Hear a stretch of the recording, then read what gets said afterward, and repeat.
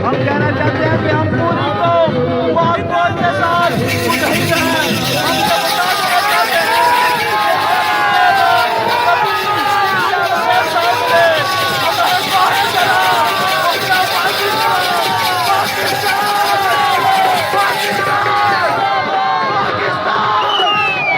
बिल्कुल हम पाक फौज के साथ हैं।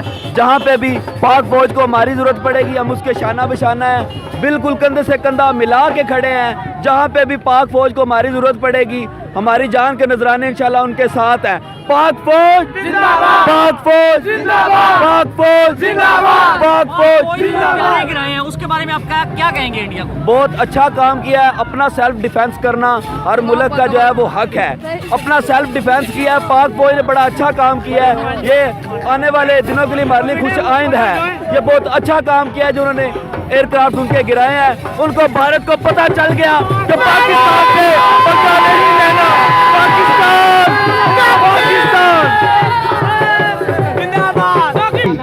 हम पाक फौज के साथ खड़े हैं। हम भारत को बता देना चाहते हैं कि हम है कोहे करा अपना माजी गुआ कुर्बानी से ग्रेस नहीं करेंगे। हम पाक फौज का पूरा साथ देंगे।